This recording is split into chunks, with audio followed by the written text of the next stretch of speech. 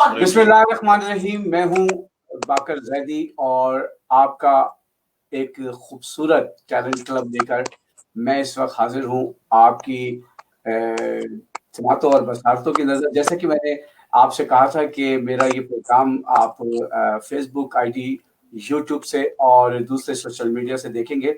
आज मेरे जो मेहमान हैं वो बहुत ही बेहतरीन और ऐसी शख्सियत आज मेरे साथ मौजूद है कि जो बहुत जानी पहचानी है। बहुत सारे तारुफ हैं। सबसे पहला और खूबसूरत तारुफ ये है कि वो मेरा बहुत अच्छा दोस्त है, और दूसरा तारुफ ये है कि बेहतरीन शायर, ब्रॉडकास्टर, और आजकल जो सोशल मीडिया पे तहलका मचा हुआ है उसमें मेरे इस दोस्त ने पूरी दुनिया में अपना नाम, अपना सिक्का मनवाया हुआ है। जी हाँ, जैसा कि आप मेरे फेसबुक पे देख चुके हैं कि आज के मेरे मेहमान होने हैं और हो रहे हैं ब्रॉडकास्टर, सहाफ़ी और बेहतरीन शायर जनाब आतिफ तौक़ीर।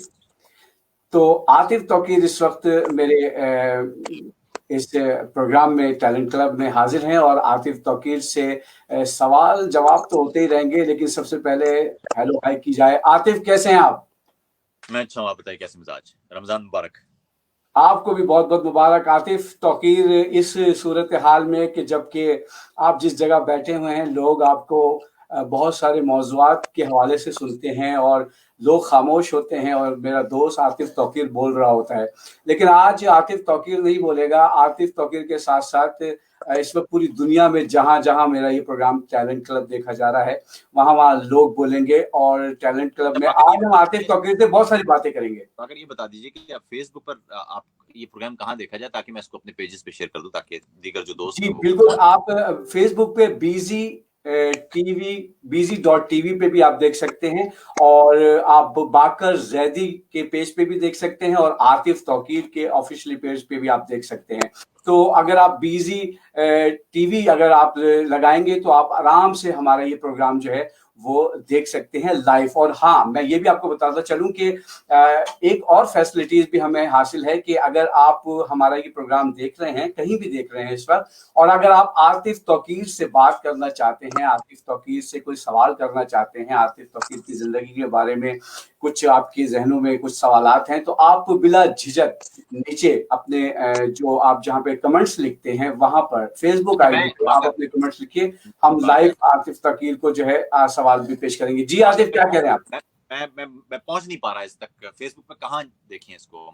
मैं अभी आपकी आईडी पे सर्च करके आपको भेजता हूं, और आतिफ तौक़ीर की जो आपकी जो ऑफिशियली आईडी है उस पे मैं ये लिंक भेज रहा हूं इस प्रोग्राम का, और जो लोग आतिफ तौक़ीर को सुनना चाह रहे हैं वो इस लिंक को क्लिक करें और वो हमारे इस प्रोग्राम में लाइव हो जाएंगे। आतिफ तौक़ीर, जिंदगी का आगाज ये तो मुझे पता है कि किस शहर से किया, कब किया, कैसे किया, और किन हालात में किया, कितने फैमिली मेंबर्स थे, क्या जैसे कि अक्सर लोगों के साथ होता है कि 2 या 3 कमरे की एक छोटी सी जन्नत में इंसान आँख खोलता है और माँ बाप और बहन भाइयों की जो खुशबू महसूस करता है, वहीं से तरक्की का आगाज होता है। तो आतिफ, क्या कहोगे यार? मेरे ख्याल में कोई गैर मामूली तो इस मामले में सिलसिला नहीं रहा। मेरे अब्बा फौज में थे, उसके बाद जब फौज से वो रिटायर्ड हो गए, रिटायर्ड होने के बाद हम गांव से कराची शिफ्ट हो गए 84-85 में, और उस वक्त मेरी उम्र कोई 4.5-5 वर्ष के करीब थी।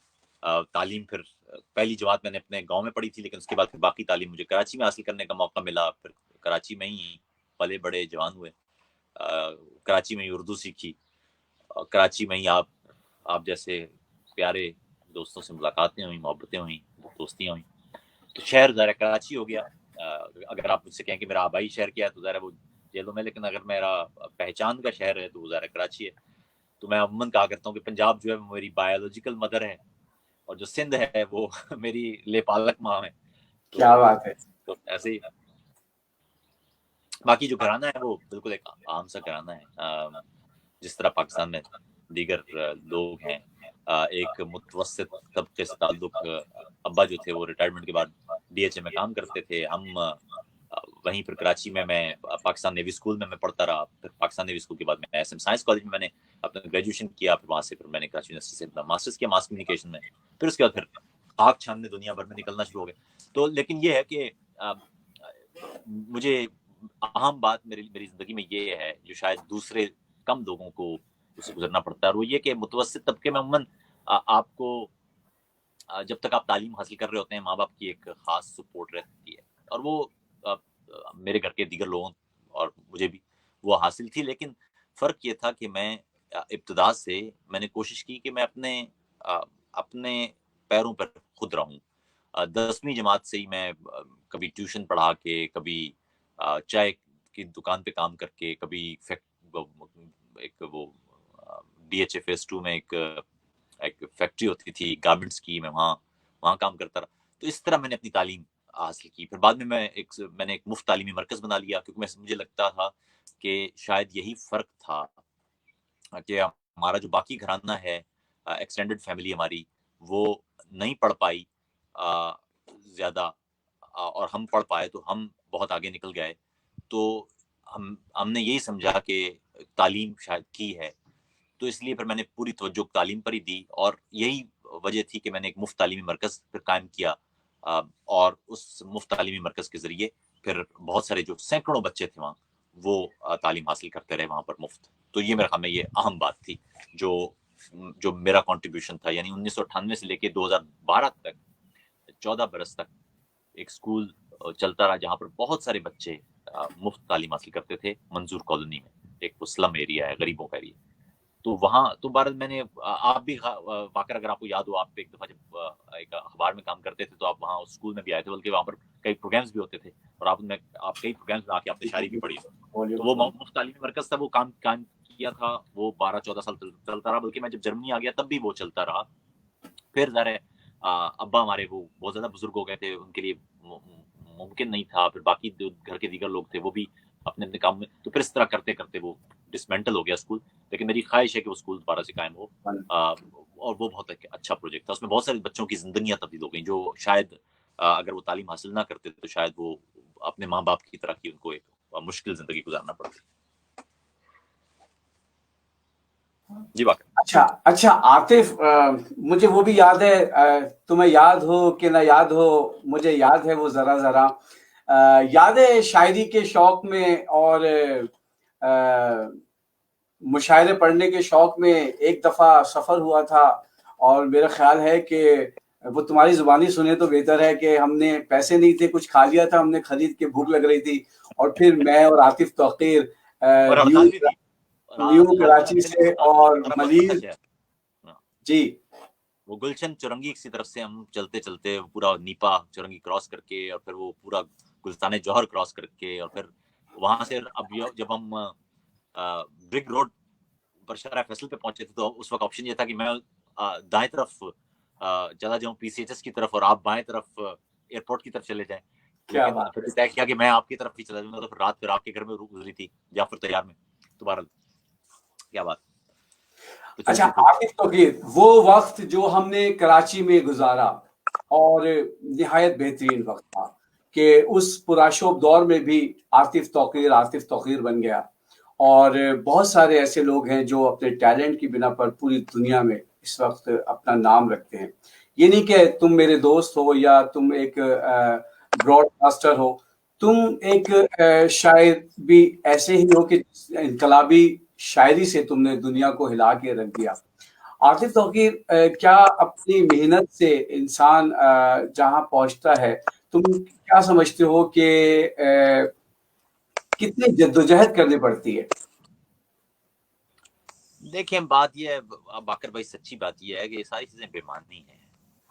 کوئی کہاں کیا پہنچتا ہے. بات یہ ہے کہ جب ہم دیکھتے ہیں دنیا میں بہت بڑے بڑے لوگ گزر چکے ہیں، علمی طور پر بھی، خوبصورتی کے طور پر بھی، شخصیت کے طور پر بھی، روحانیت کے طور پر بھی. ہم تو بے مایا لوگ ہیں. ہم تو یوں سمجھیے کہ اپنی بقا کی جنگ لڑنے والے لوگ ہیں. ہماری کیا اوقات ہے. اور جب ہم یہ جملہ کہتے ہیں کہ ہم کہاں سے کہاں پہنچے، ہم تو کھانا کھا رہے ہیں تو یہ بھی پتہ نہیں کتنا بڑا احسان ہے ہم پر خدا کا کہ ہم کھا رہے ہیں یا پانی پی لیتے ہیں. تو بہت سارے لوگ ہیں دنیا میں جن کے پاس پانی پینے کا میرے خیال میں ہم بہت ہی ہم اپنے آپ کو ایگزیجوریٹ کر رہے ہیں یا اوور ایسٹیمیٹ کر رہے ہیں. ہماری کہانی ہے کوئی نہیں. اب دیکھیں نا دنیا میں ایک کرونا وائرس نے بڑی بڑی تہذیبوں کو الٹا پلٹا کے رکھ دیا ہے. آپ خود دیکھیے کہ ہماری کہانی ہے کیا. تو ٹھیک ہے یہ کہاں سے کہاں ٹھیک ہے اگر نہیں ہوتے تو کہاں سے کہاں نہیں پہنچتے تو کہاں سے کہاں تو پھر بھی پہنچے ہوئے ہوتے. کسی چائے کے ہوٹل پہ کام کر رہے ہوتے تو تب بھی ہم عاطف توقیر ہی ہوتا اور باقر زدی ہوتا. کیا فرق پڑتا ہے. ہم نے دنیا میں بڑے بڑے لوگوں کو دیکھا ہے جو بہت قسم پرسی کی زندگی گزار کے چلے گئے لیکن اپنے پیچھے غیر معمولی نقوش چھوڑ گئے. اب آپ جانتے ہیں دیکھیں نا وہ کئی پیغمبر ہیں ایسے سارے وہ بادشاہ ہیں اصل میں تو لیکن وہ حقیقی طور پر تو بادشاہ لیکن انہوں نے جو زندگی گزاری ہے وہ بہت عام سی غربت کی زندگی بھوک اور افلاس کی زندگی بھی گزاری ہے انہوں نے. پھر کئی شاعر ہیں کئی بڑے بڑے فلسفی ہیں. یعنی تم کہنا چاہ رہے ہو آتے تم کہنا چاہ رہے ہو کہ افلاس نے بچوں کو تہذیب سکھا دی ہے سہمے ہوئے بیٹھے ہیں شرارت نہیں کرتے. اچھا ایک میں تمہیں بہت انفارمیشن دینا چاہ رہا ہوں کہ تمہارے واٹس ایپ پہ ہمارا یہ فیس بک کا جو آئی ڈی ہے وہ ہم نے سینڈ کر دیا ہے. تم اس واٹس ایپ پہ اگر تم اپنے آئی ڈی اس میں فیس بک پہ ڈال دو گے تو ہم تک لوگ جو تمہارے چاہنے والے وہ بھی پہنچ جائیں گے. میں بھی کر دیتا ہوں. ایک مجھے پھر یہ موبائل تھوڑا سا مجھے کرنا پڑے گا کیونکہ میں اسی موبائل پر ہی آپ نے مجھے سینڈ کیا ہے. چلو میں تمہاری بارے میں کچھ باتیں لوگوں کو اور بتاتا ہوں. میں ون شاٹ لے کے اور تم جب تک موبائل سے ہی کر کے پھر دوبارہ سے ان ہو جاؤ. تو میں یہ کہنا چاہ رہا تھا کہ عاطف توقیر اس وقت میرے ساتھ ہیں اور بہت مصروف صحافی اور شاعر. اور سب سے بڑی بات یہ کہ اس وقت عاطف توقیر کی جو باتیں ہیں وہ پوری دنیا میں اس وقت سنی جا رہی ہیں. اور عاطف جس موضوع پہ بھی بولتا ہے عاطف توقیر جس موضوع پر بھی بات کرتا ہے وہ اپنی مثال آپ ہوتے ہیں. تو میں عاطف توقیر کے بارے میں یہ بتاتا چلوں کہ کراچی میں جہاں اس نے آنکھ کھولی وہاں بہت محنت کی. عاطف توقیر ایک بہترین آواز کا مالک تھا تو اس نے ریڈیو پاکستان سے آغاز کیا. پھر اس کے بعد وہاں کی ایف ایم تھے وہاں سے پھر جرنلزم کا جو ساتھ تھا عاطف توقیر کا وہ چلتے چلتے عاطف توقیر کو ڈوئچے ویلے تک لے آیا. اور ڈوئچے ویلے میں آ کے عاطف توقیر کی آواز خوبصورت ہے ہی تو عاطف توقیر نے اپنا آہستہ آہستہ لوہا منوانا شروع کیا. لیکن اس کے بعد جب میڈیا ایڈوانس ہوا میڈیا جب فاسٹ ہو گیا تو پھر عاطف توقیر نے اپنے گھر کی ونڈو کو اپنے گھر کی موبائل کو اپنے گھر کے لیپ ٹاپ کو اپنی آواز اور اپنی فکر کا سہارا بنایا. اور آج میں بلا مبالغہ یہ بات کہہ سکتا ہوں کہ میں نے جہاں بھی چاہے ہندوستان امریکہ خلیج فارس آسٹریلیا میں نے کہیں بھی جرمنی کی ادب کی بات کی جرمنی کی شاعری کی بات کی جرمنی کے جرنلسٹ اور صحافیوں کی بات کی تو آپ بلیو کریں کہ عاطف توقیر کا نام سب نے مجھ سے پوچھا.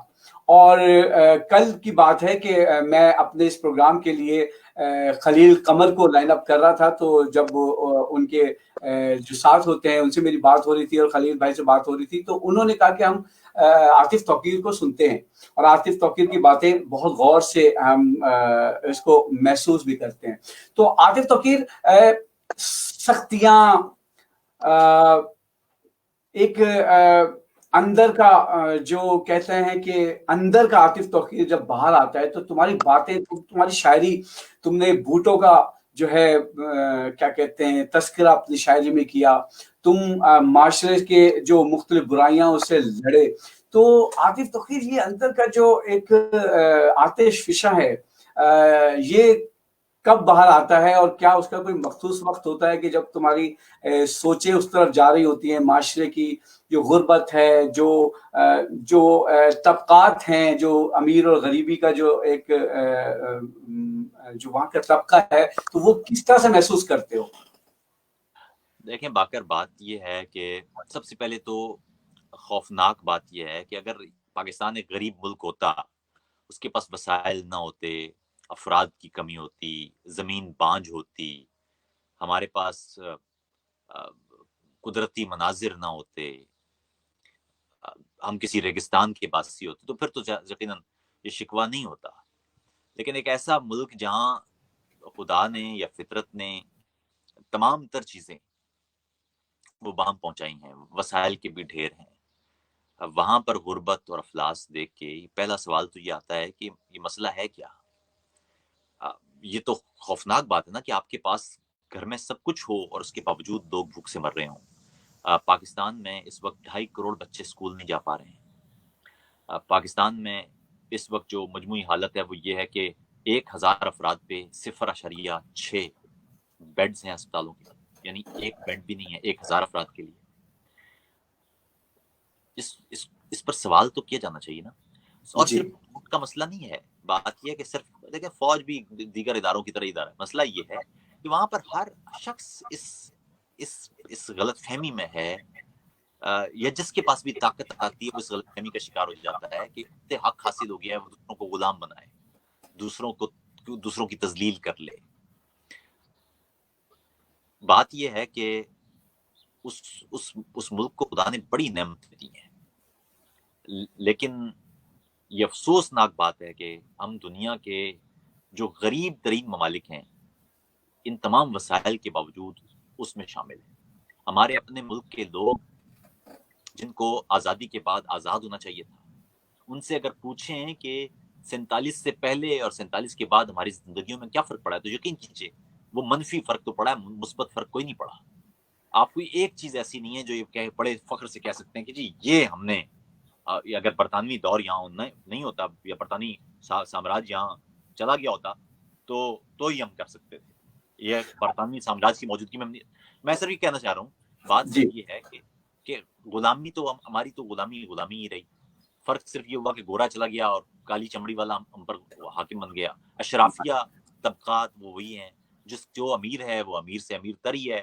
پاکستان جن لوگوں نے بنایا تھا پہلی قانون ساز اسمبلی میں سارے کے سارے امیر لوگ تھے، غریب آدمی تو کوئی تھا نہیں.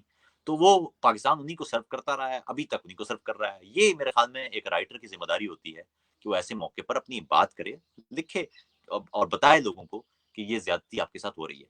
بس یہ میرے خیال میں یہی ہے، اور مجھے اس کے لیے کچھ سوچنا نہیں پڑتا. مجھے جب حالات ایسے ہیں ہوتے ہیں کہ وہ خود بخود آپ کو آ کے بتا دیتے ہیں کہ یہ ہے معاملہ. کیونکہ شاعر کا تعلق براہ راست قوم سے ہوتا ہے، یا میں یہاں پر میرا قلم یہاں پر فوج کو یا حکومت کو یا عمران خان کو یا نواز شریف کو یا زرداری کو ان کے لیے تو نہیں ہے نا. میرے قلم کا بنیادی معاملہ یہ کہ جو قوم ہے، جو لوگ ہیں، جو انسان ہے، جو فرد ہے، اس کی حقوق کی حفاظت کر رہا ہے یا نہیں کر رہا. یہ ہے بنیادی معاملہ. اور وہ میرے خیال میں نے اپنی کوشش کی ہے کہ وہ اس دور کی FIR وہ کاٹی جائے، درست انداز سے بتایا جائے کہ کون مجرم ہے کون معصوم ہے.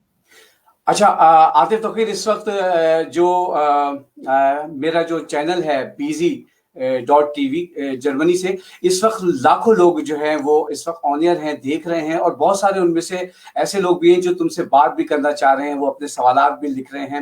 زین کاظمی ہیں، اس کے علاوہ فضل کریم طاہر ہیں، اور ذیشان پٹیل ہیں، اور تحول بن کوئی عربی بھی نام میرے اسکرین پہ آ رہا ہے. تو عاطف، یہ جو پیار اور محبت بانٹی ہے جس پہ یہ لوگ تمہیں چاہنے لگے ہیں اور پوری دنیا سے تمہیں سننا چاہتے ہیں. عاطف، جب یورپ ہم لوگ آئے تو جو پاکستان میں لوگ تھے وہ سمجھتے تھے کہ اب یہ یورپ چلے گئے ہیں، بس ایک اچھی لائف ہوگی یہ، اور ظاہر بات ہے یہاں جو آتا ہے وہ اپنی لائف جیتا ہے، بچوں کے ساتھ گھومنا پھرنا، سوئٹزرلینڈ جا رہا ہے، بیلجیم گھوم رہا ہے، اور جرمنی کے مختلف شہروں کا جو ہے وزٹ کر رہا ہے. تو کچھ لوگ ایسے ہیں آپ سمیت کہ جنہوں نے اپنی اس لائف کو بھی یہاں آ کر بھی مخصوص کر دیا اور اپنے آپ کو جو ہے وقف کر دیا ان لوگوں کے لیے کہ جن کی آواز کوئی سننے والا نہیں ہے. عاطف، یہ جو اپنے اوپر ایک جو قدغن لگایا ہے، اس کی کیا وجہ ہے، اور کیا مطمئن ہیں ہم لوگ اس چیز سے جو کام یہاں کر رہے ہیں یورپ میں؟ مجھے یاد پڑتا ہے باقر بھائی کہ میں ظاہر یہ والا جملہ جو نا کہ آپ کیا ضرورت پڑی ہے، آپ یورپ میں رہ رہے ہیں، ساری چیزیں آپ کو دستیاب ہیں، ایک اچھی زندگی آپ جی سکتے ہیں، زندگی انجوائے کریں، کن چکروں میں پڑے ہوئے ہیں، کیوں اپنی زندگی مشکل میں ڈال رہے ہیں. 2 ٹکے کے غریب امیر کوئی بھی ہو آپ ان کے لیے آوازیں اٹھاتی. یہ جملے لعنت کیوں نہیں بھیج دیتے؟ یہ جملے یہ ہمیں سننے کو ملتے ہیں. بلکہ مزے کی بات ہے، مجھے یاد ہے میں ایک دفعہ میری والدہ نے مجھے کال کیا، کہا یار چھوڑ دو، تم خام اپنے لیے بھی مصیبت پیدا کر رہے ہو، ہمارے لیے بھی مصیبت پیدا کر رہے ہو.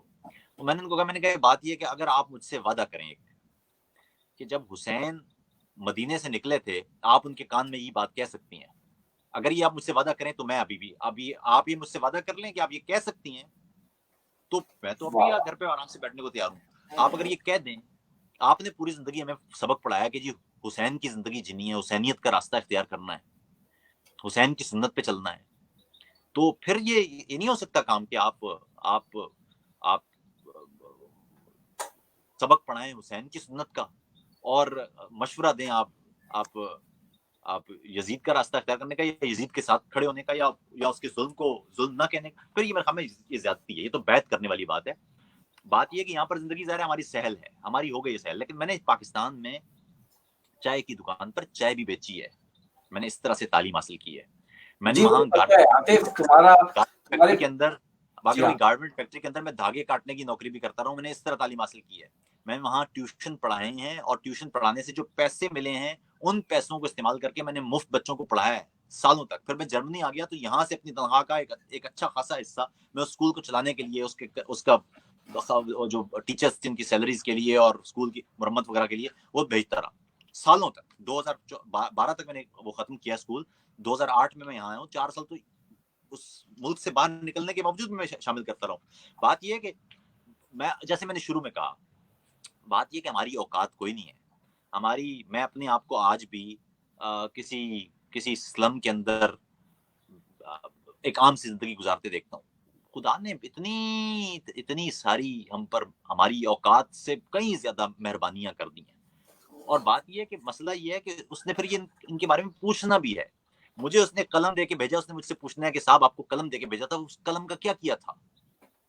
یا تو آپ یہ طے کر لینا کہ یہی زندگی آخری ہے, پھر تو مزے ہیں, ٹھیک ہے, پھر تو ختم ہو گئی نا بات, پھر تو یہی ہے, نہ آپ نے کوئی جواب دینا ہے نہ کوئی حساب دو, ٹھیک ہے.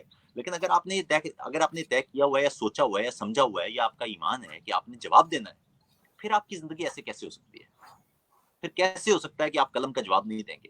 مجھ سے ظاہر اس نے یہ تو نہیں پوچھنا کہ راکٹ کیوں نہیں چلایا تھا, مجھ سے اس نے یہ تو نہیں پوچھنا کہ آپ نے پاکستان میں آٹے کی شارٹیج کیوں ہوئی تھی, یا مجھ سے تو اس نے نہیں پوچھنا. مجھ سے تو اس نے پوچھنا ہے صاحب میں نے آپ کو قلم دیا تھا, اس قلم کا کیا مجھے اس کا حساب دے دو. کیا بات ہے, کیا بات ہے. تو میں نے اس کا اچھا جواب دینا. عاطف توقیر پاکستان میں چائے بیچنے والا, گارمنٹ فیکٹری میں دھاگے کاٹنے والا, ایک ظاہر بات ہے اس وقت آپ بچے ہوں گے جب تعلیم حاصل کر رہے تھے. آج آپ سے پاکستان سمیت دنیا کا ہر سیاستدان ملنا چاہ رہا ہے. آپ سے اس وقت پوری دنیا کے جو اس وقت لکھاری ہیں, لکھنے والے ہیں, شاعر ہیں, ادیب ہیں, وہ عاطف توقیر سے ملنے کی خواہش کر رہے ہیں, اور اس کا میں گواہ ہوں اس چیز کا. تو عاطف یہ بتائیے کہ کبھی کوئی غرور سا ذہن میں آیا عاطف توقیر کے کہ یار میں بہت بڑی چیز ہو گیا ہوں, میرے 8-10 لاکھ جو ہیں ویورز ہیں اور مجھے سنتے ہیں, تو میں چلو تھوڑا ہلکا کر کے لکھ دیتا ہوں, یا کسی نے کہا ہو کہ عاطف توقیر یار تم بھوٹوں کی بات کرتے ہو, یار تم جاگیرداروں کے خلاف بات کرتے ہو, یار تم وڈیروں کے خلاف بات کرتے ہو, تو تمہیں پتہ ہے میری بھی شاعری ایسی ہے کہ میرے دور میں یاروں کشتیاں نہیں جلتی, اس عہد کے بچے تو ڈگریاں جلاتے ہیں, اور یہ گاؤں بھلا کیسے ترقی کرے باخر, جس گاؤں کے بچوں نے تو بستہ, اس گاؤں کے بچوں نے تو بستہ نہیں دیکھا. تو عاطف توقیر تم کس طرح سے جو ہے وہ کبھی کوئی ذہن میں آیا ایسا کہ میں بہت کچھ ہو گیا ہوں؟ نہیں, بتا تو رہا ہوں کہ آپ کو احساس ہوتا ہے ہر روز. بھائی میں آپ کو سیکھتا ہوں یہاں پر, ٹو شارٹ. میں اپنے مقالے کے لیے لائبریری جاتا ہوں, وہاں پر 1 ملین کتابیں ہیں. میں جب شام میں باہر آتا تھا, جب میں لکھ رہا تھا اپنا مقالہ, میں جب شام میں باہر آتا تھا یونیورسٹی سے, تو مجھے میرا سینہ پھولا ہوتا تھا, مجھے لگتا تھا میں اس دنیا کا سب سے بڑا عالم ہوں. سارا دن کتاب میں غرق رہنے کے بعد اگلے دن جب میں صبح پہنچتا تھا وہاں پر, تو وہاں پر پھر 1 ملین کتابیں سامنے ہوتی تھی. اور 1 ملین کتابیں میں نے ایک دفعہ بیٹھ کے کیلکولیٹ کیا, اگر میں 1 ملین کتابیں ایک ہفتے میں ایک کتاب ختم کروں ایوریج, تو مجھے 2200 سال کی زندگی چاہیے. تو بات یہ ہے کہ آپ کو ہر روز علم آپ کے اندر آتا ہی تب ہے جب آپ کو وہ احساس دلائے کہ آپ کچھ نہیں ہیں, آپ کی کہانی کوئی نہیں ہے. بلکہ میں جب مزے کی بات ہے, میں نے کہا ایک دفعہ میں نے اپنی دادی سے یہ کہا کہ اسکول میں کسی نے کہا تھا کہ اس بات سے اللہ ناراض ہوتا ہے, تو دادی کہنے لگی کہ یہ نہ کہا کرو. میں نے کہا جی کیوں؟ کہنے لگی تم اس قابل نہیں ہو, یا انسان اس قابل نہیں ہے کہ وہ اللہ کو ناراض کر سکے. تم اپنی کہانی دیکھو, اپنی اوقات دیکھو, خدا کو ناراض کرنے والی اوقات بھی نہیں والی. تو بات یہ ہے کہ ہم تو چھوٹے کیڑے مکوڑے ہیں صاحب, ہماری کیا کہانی ہے. آپ میرے اس سے فرق ہی نہیں پڑتا کہ کوئی آپ کو جانے یا نہ جانے. آپ جانتے ہیں مجھے کہ وہ شکریہ غاصب و شکریہ وہ تو 99 کی نظم تھی. اس وقت تو مجھے کوئی نہیں جانتا تھا. 2007 میں بھی مجھے کوئی نہیں جانتا تھا جب میں نے وہ کم لوگ ظاہر جانتے تھے جب وہ دستور نظم لکھی تھی جو میری بستی کا خدا تھا وہ سو گیا. تو بہت ساری چیزیں تھیں جو میں کرتا رہا.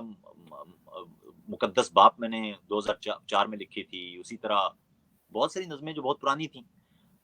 گستاخ نظم بہت پرانی تھی. تو میرے خیال میں یار عاطف توقیر بات تم نے شاعری کی کر دی ہے. میں سوچ رہا تھا کہ کسی اچھے موقع پہ ہم شاعری کی بات کریں گے آج کے انٹرویو میں, لیکن بات شاعری کی آ گئی.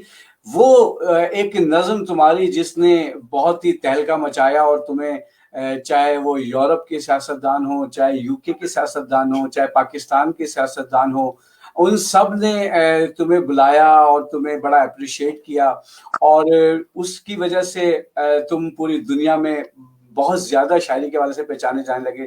وہ ایک میں چاہوں گا اس وقت بڑا وقت اور مناسب وقت بھی ہے کہ وہ نظم تم سے سننا چاہوں گا. اور بہت سارے لوگ اس وقت میری اسکرین پہ بہت سارے لوگوں کے سوالات اور باتیں آ رہی ہیں, لیکن میں چاہ رہا ہوں کہ آج ہم زیادہ سے زیادہ عاطف توقیر کو سنیں, اور آپ مجھے سوالات بھیج سکتے ہیں. انشاءاللہ میں اسی رمضان میں ایک بار پھر عاطف توقیر کو لے کے آؤں گا, لیکن عاطف توقیر وہ نظم سنائیں. ہاں وہ جو نظم ہے وہ غالباً آپ غدار نظم کی بات کر رہے ہیں. مجھے یاد ہے کہ پہلے ایک نظم تھی اعتراف نظم. جب یہ لکھی تو خیر وہ 2012 میں تھی, لیکن وہ 2014 میں جب یہ اے پی ایس بچوں کا جو قتل ہوا ہے اس کے بعد وہ نظم چاہنے کس نے انٹرنیٹ سے اتار کے اور وہ دوبارہ سے پوسٹ کی, اور وہ پھر شاید کئی ملین تک چلی گئی. پھر اس کے بعد 2016 کی نظم تھی مطالبہ. وہ نظم بھی بہت شاید لاکھوں لوگوں تک گئی, لیکن غدار جو نظم تھی وہ شاید کروڑوں لوگوں تک پہنچ گئی. اور وہ میرے خیال میں, اور وہ صرف پاکستان نہیں بلکہ ہندوستان میں جب میں گیا تو وہاں پر بھی دلی میں جامعہ جو ہے دلی کی وہاں اور اسلامیہ جو جامعہ ہے ملیہ ملیہ کیا ہے اسلامیہ ملیہ جامعہ ملیہ اسلامیہ, وہاں پر بھی وہ بچوں کو وہ نظم یاد تھی. دوبارہ میں وہ نظم سنا تو غدار. بھوک غدار ہے, بھوک غدار ہے, بھوک میں پیٹ پر ہاتھ رکھنا گناہ. پیاس غدار ہے, پیاس میں آسمانوں کو تکنا گناہ. لفظ غدار ہیں, سچ میں لپٹے ہوئے جستجو کے نئے راستے کھولتے لفظ غدار ہیں. سچ بھی غدار ہے, فہم و ادراک دیتا ہوا سچ کسی دوسرے ملک کا کوئی جاسوس ہے. خواب غدار ہیں, خواب غدار ہیں, زندگی کو نئی کروٹیں بخشنے والے سارے تصور, نئی جستجو کے قرینے, نئے راستے پر اٹھائے گئے سب قدم سب سوالات غدار ہیں. وقت غدار ہے, وقت کا ساز و آہنگ بھی, اور نئی لے پہ اگتی صدائیں بھی غدار ہیں. بھوک کے راج پر, خوف کے آج پر, غم کی آواز پر ناچنے والے سارے مداری محب وطن. بھوک کے راج پر, خوف کے آج پر, غم کی آواز پر ناچنے والے سارے مداری محب وطن. دیس میں بسنے والا ہر ایک سچ پسند, ظلم و وحشت سے دوری پہ ہر کار بند. سانس لینے کا حق مانگنے والا ہر نوجوان, زندگی کی رمق کھوجنے والا ہر خاندان. سارے غدار ہیں, سارے جاسوس ہیں. حاکموں سپہ سالاروں اشرافیہ کے اشاروں پہ نہ ناچنے والے کفار ہیں. ناقدین سازشی سوچنے والے گستاخ ہیں, اور وہ سارے قلمکار ایجنٹ ہیں جو نگوں سر نہیں, وہ جنہیں فطرت سبز نے جہاں فشانی سے لوگوں کے چہروں پہ اگتی تھکن, وحشتیں, تیرگی, دور پرشور کی سچی تاریخ میں ٹانک دینے کی گستاخیوں کا جریدہ کیا. آیت مفلسی سے کوئی سرکشی, گنبد تشنگی پر شکایت کوئی, مذہب تیرا بختی کی توہین ہے. اپنی دھرتی کے غلے سے اپنے لیے کوئی حصہ طلب کرنا الہاد ہے. اپنی دھرتی کے غلے سے اپنے لیے کوئی حصہ طلب کرنا الہاد ہے. ویسے بھی اور ویسے بھی اور باکر اور ویسے بھی گندم شیطانیت ہی کی ایجاد ہے. واہ واہ واہ واہ. میرے جتنے بھی لسنر اس وقت مجھے دیکھ رہے ہیں بیزی ٹی وی جرمنی سے, میں ان کو خوش آمدید کہتا ہوں جنہوں نے ابھی ابھی جوائن کیا ہے, اور جو میرے پیج پہ دیکھ رہے ہیں سوشل میڈیا پہ آگے ہیں تو اس حوالے میرے پیج پر ہیں باقر, جو میرے پیج پر ہیں ان سے گزارش ہے دوستوں کو کہ وہ اپنی وال پر شیئر کر دیں تاکہ دیگر دوستوں تک پہنچ جائے. بہت سارے لوگوں کو معلوم نہیں تھا کہ یہ پروگرام کہاں ہو رہا ہے, تو اس لیے میں نے بھی جو لنک شیئر کر دیا. یہ آپ اگر دیگر دوست بھی اپنی اپنی والز پر اور یہ پیجز پہ شیئر کر دیں گے تو تمام دوستوں تک بات پہنچ جائے گی. جی شکریہ. جی ہاں، اس بات کو میں بھی آپ تک پہنچاؤں گا. عاطف توقیر یہ کہنا چاہ رہے ہیں کہ جو دوست عاطف توقیر کے پیج پہ اس وقت میرا یہ لائیو پروگرام دیکھ رہے ہیں وہ ہم سے سوال بھی کر سکتے ہیں، عاطف توقیر کے بارے میں اپنی رائے بھی دے سکتے ہیں، اس سے باتیں بھی کر سکتے ہیں. اور نیکسٹ انشاءاللہ پروگرام میں ہماری کوشش ہوگی کہ ہم لائیو کالیں بھی لیں، لیکن کیونکہ وقت کم ہوتا ہے اور ہم چاہتے ہیں کہ زیادہ سے زیادہ اپنے گیسٹ سے بات کریں، تو ٹیلنٹ کلب آپ دیکھ رہے ہیں BZ.TV جرمنی سے، اور میں ہوں باقر زیدی. اور عاطف توقیر سے بہت سارے رشتے ہیں میرے، لیکن سب سے گہرا اور خوبصورت اور مہکتا ہوا رشتہ ہے دوستی کا. اور وہ اس وقت کی دوستی ہے کہ جب آتش جوان تھا، بلکہ جوان بھی نہیں تھا، بچہ تھا. تو عاطف توقیر یار اب تھوڑی سی بات کو اور چینج کرتے ہیں. عاطف توقیر کوئی شرارت بتاؤ ایسی کہ جو کراچی میں کی ہو یا کہیں بھی جرمنی میں کی ہو یا دنیا کے کسی بھی ملک میں کی ہو اور آپ یاد آتی ہے تو وہ سارا کچھ، وہ جو فلسفی عاطف توقیر ہے، وہ جو شاعر عاطف توقیر ہے، وہ جو براڈ کاسٹر اور صحافی عاطف توقیر ہے، اس کو ہٹا کے وہ بچپنا یاد آتا ہے کہ جو کبھی جوانی میں بچپنے کی حرکت کر جاتا ہے انسان. تو یار اس وقت بہت سارے تمہارے فین تمہیں سننا چاہ رہے ہیں، تمہاری شاعری بھی سنتے ہیں، تمہاری جو باتیں ہوتی ہیں وہ بھی، اور کرونا کے حوالے سے تم نے بڑی خوبصورت اور بڑی تحقیقی باتیں کی، اور تمہارا ہر لیکچر جو ہوتا ہے وہ کمال کا ہوتا ہے. لیکن آج تھوڑا ہٹ کے بھی بات کرتے ہیں. تو عاطف کوئی شرارت ایسی جو ابھی تمہاری چہرے کی مسکراہٹ بتا رہی ہے کہ کچھ تو ہے جس کی پردہ داری ہے؟ ہاں بہت ساری ہیں، بہت سارے جو قریبی دوست ہیں مجھے جانتے ہیں. میں ایک لائیولی پرسن ہوں، ایک بڑے میں ہنسنے کھیلنے والا آدمی ہوں. سنجیدہ جب تک گفتگو ہو نہیں، میں سنجیدہ، آپ بھی جانتے ہیں مجھے، میں جب تک سنجیدہ گفتگو نہ ہو میں سنجیدہ نہیں ہوتا. میں صرف اس وقت سنجیدہ ہوتا ہوں جب سنجیدہ ہونا ہوتا ہے. تو بات یہ ہے کہ میری تو زندگی میں بے شمار شرارتیں ہیں، بلکہ میں تو یوں سمجھیے کہ جو ہمارے یہاں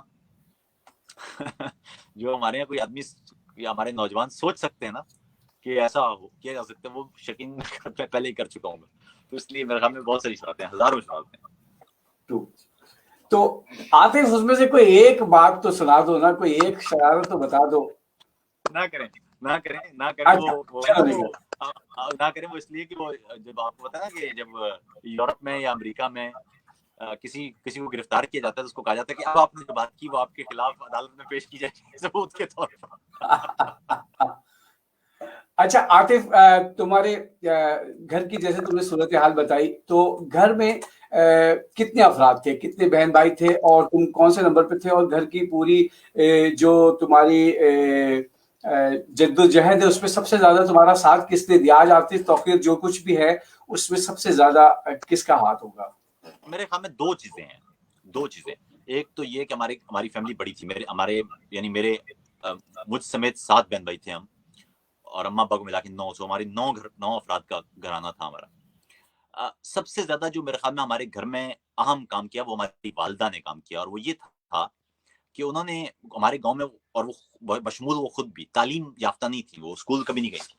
انہوں نے کام یہ کیا کہ تمام خاندان سے لڑ کے انہوں نے کہا جی مجھے اپنے خاندان کو، اپنے بچوں کو کراچی لے کے جانا ہے تاکہ ہر بچہ پڑھے. اور وہ ان کو خود معلوم نہیں تھا کہ ماسٹرز کیا ہوتا ہے، لیکن وہ بچپن سے ہم نے یہ سنا کہ میرا ہر بچہ ماسٹرز ڈگری کرے گا. اور مزے کی بات یہ ہے کہ ہمارے یہاں گھر میں 7 افراد جو تھے، 7 بچے، ان سب نے کسی نہ کسی شعبے میں ماسٹرز کیا. کسی نے کیمسٹری میں، کسی نے جیولوجی میں، کسی نے میتھس میں. تو اس طرح سے مختلف لوگوں نے مختلف ڈگریز حاصل کر لی. مجھے تھوڑا سا موقع مل گیا تو میں نے یورپ سے بھی لے لی، لیکن یہ ہے کہ سب نے اپنے اپنے شعبوں میں ایڈوانس ڈگریز، یونیورسٹی ڈگریز لی. تو میرے خیال میں ہماری والدہ تھی جنہوں نے پورے کا پورا کورس چینج کر دیا، ہمارے گھر کا پورا راستہ اور جہت تبدیل کر کے رکھ دی. اور وہ ایک فرد کافی تھا، کیونکہ ہمارے والد اس وقت شاید تعلیم کی اہمیت سے اتنے واقف نہیں تھے، اور خاص طور پہ لڑکیوں کی تعلیم کے حوالے سے. لیکن ہماری والدہ نے بڑی فرم اس معاملے میں، ان کا جذبہ تھا کہ کسی بھی قیمت پر، بے شک ہمیں بھوکا رہنا پڑے، لیکن بچوں کو اسکول ہم نے یا یونیورسٹیز ہم نے ضرور بھیجنا. اور وہ میرے خیال میں وہی تھا جس کی وجہ سے پورا خاندان یا پورے خاندان کا جو سٹینڈرڈ تھا، لیونگ سٹینڈرڈ، وہ سب تبدیل ہوتا چلا گیا. اچھا عاطف، مجھے یہ بتاؤ کہ کیونکہ یہ رمضان کا مہینہ ہے اور لوگ کہتے ہیں کہ عاطف توقیر بڑی انقلابی شاعری کرتا ہے، بڑی غصے والی شاعری کرتا ہے، عاطف توقیر شاید حمد اور نعت اور منقبت نہ لکھتا ہو، لیکن ایسا ممکن نہیں ہے. عاطف توقیر کو میں بہت عرصے سے جانتا ہوں. تو اس وقت رمضان کے حوالے سے میں چاہوں گا کہ کوئی ایک کلام اپنا حمد یا نعت کا اگر تم سناؤ تو بہت ہی اس وقت سرور آ جائے گا اس محفل میں. मैं 2 शेर आपको नात के सुना देता हूँ और उसके बाद में मैं आपको चंद शेर एक सलाम है उसके सुना देता हूँ। वाह वाह वाह वाह, बिस्मिल्लाह। खार था मैं, मुझे गुलनार मोहम्मद ने किया। खार था मैं, मुझे गुलनार मोहम्मद ने किया, खाके सियां को गोहरबार मोहम्मद ने किया। सल्लल्लाहु अलैहि वसल्लम। खाके सियां को गोहरबार मोहम्मद ने किया, मेरी सांसों को महक खाके मदीना से मिली, मेरी सांसों को महक खाके मदीना से मिली, मेरी आंखों को चमकदार मोहम्मद ने किया। सलाम के शेर सुन लीजिए कि सहराए करबलाए रहे आशिकां के बीच, सहराए करबलाए रहे आशिकां के बीच, खुशबू सी फूटती है यहाँ हमराहां के बीच। सहराए करबलाए रहे आशिकां के बीच, खुशबू सी फूटती है यहाँ हमराहां के बीच।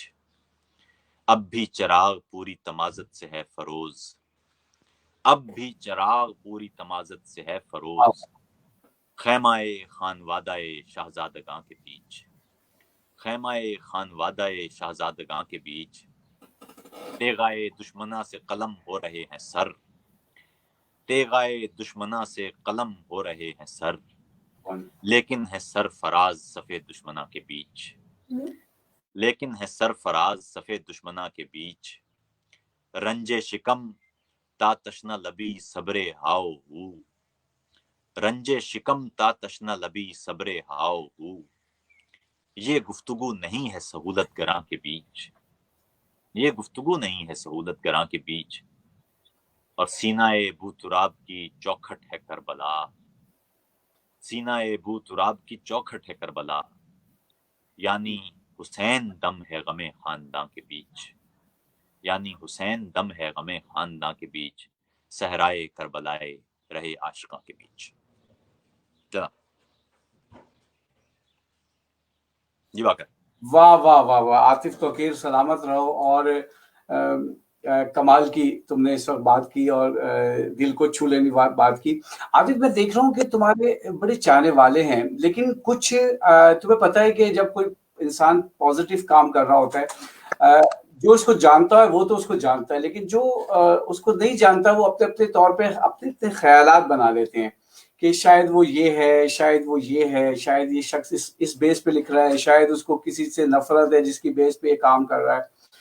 तो आतिफ तौकीर, तुम क्या कहते हो कि जैसे कि अब लाइव ट्रांसमिशन होती है, अगर कोई कोई बात बुरी लग जाए मेजबान को या मेहमान को, तो तुम क्या समझते हो कि आदी हो जाता है इंसान तनकीद का भी और नेगेटिव चीजों का? साहब मैं आपको फिर बताऊं, देखिए ना, आप इल्म अगर आप हासिल करने निकलते हैं ना, तो 2 कत्ल करता है इल्म आपके अंदर और 2 नए बीज लगाता है। कत्ल करता है सबसे पहले वो गुस्से का, और दूसरा कत्ल करता है यकीन का। और 2 बीज जो लगते हैं, वो एक लगता है शक का, दूसरा इनकिसारी का। बात ये है कि मैंने पहले अर्ज किया, हमारी क्या कहानी है? हमारी कहानी कोई नहीं है। आप ये देखिए कि पैगंबर को जब ऐसा मौका हो ना, जब आपको लोग गालियां दे रहे हों, बुरा भला कह रहे हों, आपके खानदान को बुरा भला कह रहे हों, बगैर किसी सबूत के, बगैर किसी वजह के आप पर तानेबाजी कर रहे हो, तो उस वक्त ताइफ को याद करना चाहिए।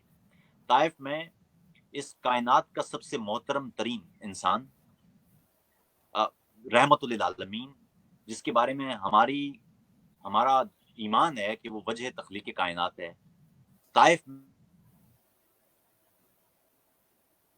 किया गया। ताइफ में उसके साथ क्या किया गया?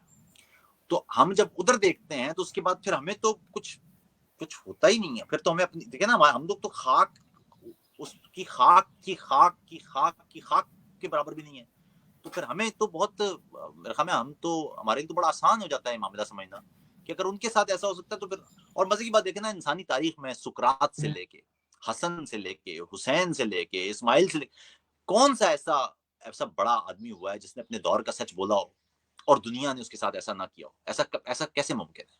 तो अब मैं इस पे क्या कह सकता हूँ? कहते हैं इमाम अबू हनीफा इमाम अबू हनीफा को उस दौर के खलीफा ने कहा कि आप काजी कुजा बन जाएं, سپریم کورٹ کے جسٹس، انہوں نے کہا صاحب میں تو اس قابل نہیں ہوں، میں تو بہت حقیر آدمی ہوں. تو انہوں نے کہا کہ تم جھوٹ بولتے ہو. انہوں نے کہا صاحب اب تو آپ نے بھی کہہ دیا کہ میں جھوٹ بولتا ہوں، تو ایک جھوٹا آدمی آپ اس کو سپریم کورٹ کا چیف جسٹس بنانے لگے. تو ابھی تو آپ نے کہا کہ میں جھوٹا ہوں، جھوٹ بول رہا ہوں. تو اب میں اگر جھوٹ بولتا ہوں تو جھوٹ بولنے والے کو تو نہیں ہونا چاہیے. تو انہوں نے اس کو امام ابو حنیفہ کو جیل میں ڈال دیا، اور وہ جیل میں ہی ان کی جان گئی. تو ہمارے کسی دور میں، صرف اسلام نہیں، کسی بھی اور مذہب، کسی بھی انسانی تاریخ میں ایسا کبھی ہوا ہے کہ آپ اپنے سچائی کے ساتھ کھڑے ہوں اور آپ کو تانے بازی نہ سننا پڑی ہو، دشنام ترازی نہ ہو، آپ کو برے برے القاب نہ ملے ہوں؟ لوگوں نے پیغمبروں کو پاگل اور مجنون کہہ دیا، تو ہم تو کہیں ہیں ہی نہیں. ہماری کیا کہانی؟ اچھا عاطف، تم گئے انڈیا، آپ کی آواز بند ہو گئی. انڈیا میں تم گئے ایک زیارت کرنے، اور وہاں پہ ایک تمہارے ساتھ واقعہ پیش آیا یار، وہ بڑی کمال کی چیز تھی. میری آواز آ رہی ہے؟ جی میری آواز آ رہی ہے عاطف؟ عاطف توقیر میری آواز آ رہی ہے؟ آپ کی آواز باکر نہیں آ رہی. جی اب آ رہی ہوگی. آ رہی میری آواز عاطف؟ دوبارہ بولیے. ہاں میں یہ کہہ رہا تھا کہ نہیں آپ ہندوستان گئے تو وہاں ایک زیارت کرنے گئے، وہاں پہ ایک واقعہ پیش آیا، وہ میں چاہوں گا کہ تم... آواز نہیں آ رہی ہے بیٹا. مائک نہیں، میرا وزر والا مائک بند ہے. اوکے اب آ رہی ہے عاطف میری آواز؟ عاطف توقیر میری آواز آ رہی ہے؟ عاطف کو فل اسکرین پہ عاطف کو. اچھا ادھر آ رہی ہے.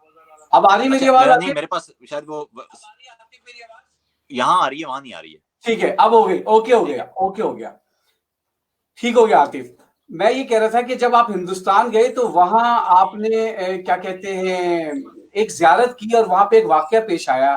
وہ کیا واقعہ تھا؟ آپ بڑا متاثر ہوئے تھے. میرا خیال ہے وہ زیارت تھی شاہ است حسین، بادشاہ است حسین دی پناہ است حسین. تو آپ میرا خیال ہے وہاں جو زیارت پہ گئے تھے، تو اس کا کیا واقعہ تھا؟ اچھا باکر بھائی، مسئلہ یہ ہے کہ یہاں آپ کی آواز مجھے نہیں. باکر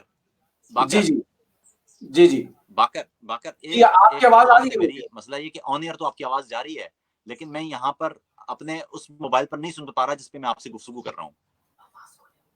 اچھا میں دوبارہ میوٹ کر کے دوبارہ آواز کھولتا ہوں. میرے میوٹ کیجئے. اب آ رہی ہے میری آواز عاطف توقیر؟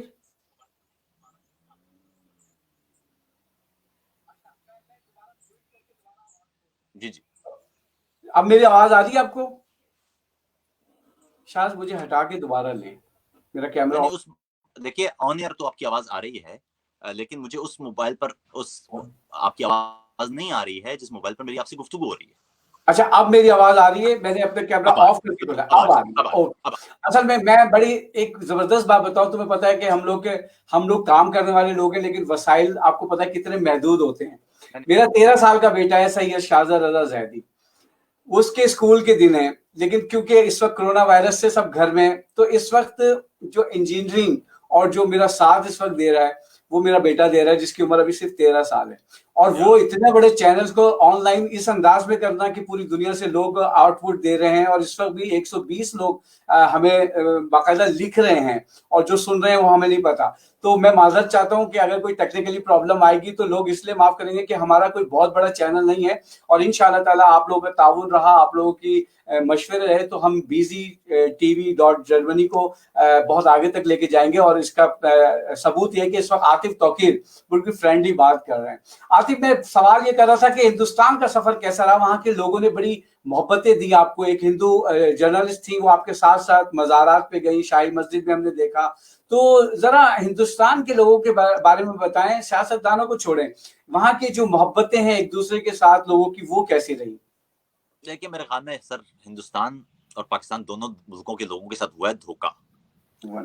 بات یہ ہے کہ ایک چیز سمجھ لیجئے، وہ یہ ہے کہ دو قومی نظریہ پر جو پاکستان بنا تھا، اب ہندوستان میں مودی سرکار نے وہی دو قومی نظریہ کے ذریعے اور یعنی وہ جو ہندوتوا ہے وہ بھی دو قومی نظریہ نا. ہم یہ کہتے تھے مسلمان اور ہندو دو الگ الگ قومیں ہیں.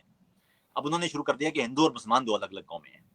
تو پہلے ایک تقسیم ہوئی اور اب ایک اور تقسیم شاید وہ اس طرف بڑھ رہے ہیں. میں صرف یہ کہہ رہا ہوں کہ نفرت کا کاروبار کرنے والے تو ظاہر ان کا کاروبار ہی اس پر ہے، وہ اس طرف ہوں کہ اس طرف ہوں، ان کا تو کاروبار ہی یہ ہے کہ نفرت ہو، نفرت نہیں ہوگی تو دکان میں ان کی بچے کا کچھ نہیں۔ جہاں تک تعلق ہے عام افراد کا، تو عام افراد بھی دو طرح کے ہوتے ہیں، ایک وہ ہوتے ہیں جو ریاست کی طرف سے جو بیانیہ دیا جاتا ہے اس پر یقین کر لیتے ہیں کیونکہ تعلیم نہیں ہوتی یا ذہنی استعداد اس قابل نہیں ہوتی کہ سوال کر سکیں۔ دوسرے لیکن ہر معاشرے میں ایسے افراد موجود ہوتے ہیں جو انسانیت کی نگاہ سے دیکھتے ہیں چیزوں کو، جو جن کا بنیادی کام یہ ہوتا ہے کہ وہ ان روٹ کازز کو ڈھونڈیں یا وہ بنیادی مسائل کو ڈھونڈیں جن سے یہ سارے اصل میں بڑے دیگر مسائل شروع ہوئے ہیں۔ ہندوستان میں بھی ایسے افراد کی کمی نہیں ہے جو بے انتہا محبت کرنے والے لوگ ہیں، یعنی آپ یہ دیکھیے کہ مسلمانوں کے ساتھ جو اس وقت مسائل ہیں وہاں کئی ہندو ہیں جو دن رات کام کر رہے ہیں مسلمانوں میں دیکھیے اسرائیل میں کئی یہودی ہیں جو فلسطینیوں کے لیے کام کر رہے ہیں، جن کی زندگیاں گزر گئی ہیں فلسطینیوں کے حقوق کے لیے کام کرنے والے۔ ہم جب یہ کہہ دیتے ہیں نا کہ تمام کے تمام ایسے ہیں، تو یہ تو مثلا میں وہی نفرت کا کاروبار اس میں یہ اپنا حصہ شامل کر رہے ہوتے ہیں۔ تمام کے تمام لوگ کبھی ایسے نہیں ہوتے۔ انسانوں میں تو خدا نے بلکہ انسان کی کائنات کی ہر چیز میں خدا نے ایسا تنوع رکھا ہے کہ کوئی بھی دو چیزیں ایک جیسی نہیں ہو سکتی۔ آپ کے گھر میں ایک ہی ماں باپ سے پیدا ہونے والے بچے ایک جیسے نہیں ہوتے۔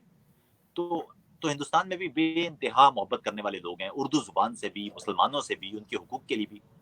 لیکن یہ بات بھی درست ہے کہ ریاست جب چیزیں طے کر لیتی ہے، جھوٹ پڑھانا شروع کر دیتی ہے، ریاستی میڈیا سچائی کا ساتھ دینے کی بجائے، یا جو میڈیا ہے وہ ریاست کا بیانیہ اپنانے کی کوشش کرتا ہے اور وہ عام افراد کو ان کے حقوق کی حفاظت کی بجائے اگر وہ نفرت کا پرچار کرنے لگ جائے تو ظاہر وہ نفرت پھیل جاتی ہے، پھر اس سے واپس آنا بڑا مشکل ہوتا ہے۔ تو میری نظر میں پاکستان میں جس طرح نفرت کرنے والے لوگ موجود ہیں، گالیاں دینے والے، جملے بازیاں کرنے والے، میں نے خود پاکستان میں ایسی تصویریں دیکھی ہیں کہ لوگ ہندوستان کے پرچم کو پیروں تلے روند رہے ہیں اور اس پہ نعرے لگا رہے ہیں۔ ادھر بھی ایسے ایک طبقہ موجود ہے جو پاکستان سے نفرت جس کو بیچی جا سکتی ہے بیچی جا رہی ہے، لیکن ایسا نہیں ہے کہ یہاں پر اور وہاں پر ایسے لوگ نہیں ہیں جو امن چاہتے ہیں، جو چاہتے ہیں کہ بات چیت ہو، جو چاہتے ہیں کہ گفتگو ہو، جو چاہتے ہیں نفرت کا کاروبار اب ختم ہو، جو چاہتے ہیں کہ بچوں کو تعلیم ملے۔ اب خود سوچیے، آپ نے پوری زندگی نعرے سنے، اب آپ خود سوچیے نا، خود سے سوال کیجیے، جرمنی میں جب یہ کورونا وائرس آیا ہے تو یہاں پر 29,000 وینٹیلیٹرز موجود تھے نا، ٹھیک ہے؟ اسی طرح اسپین میں اور اٹلی میں وہاں پر بھی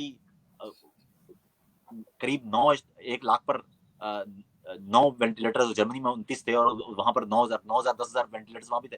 پاکستان میں 22 کروڑ کی آبادی ہے اور ہمارے پاس 700-800 وینٹیلیٹرز تھے۔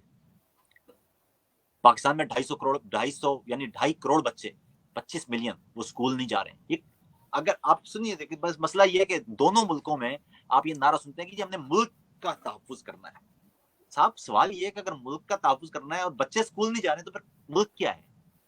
ملک وہی قوم ہی ہے نا، ملک بچے ہیں نا ہمارے، وہی تو ملک ہے۔ مجھ سے ایک دفعہ میں کراچی یونیورسٹی میں لیکچر دے رہا تھا، اردو یونیورسٹی میں، تو ایک بلوچ لڑکا کھڑا ہوا باقر کہنے لگا کہ سر یہ بتائیے کہ پاکستان اگلے 10 سال بعد قائم رہے گا کہ نہیں رہے گا؟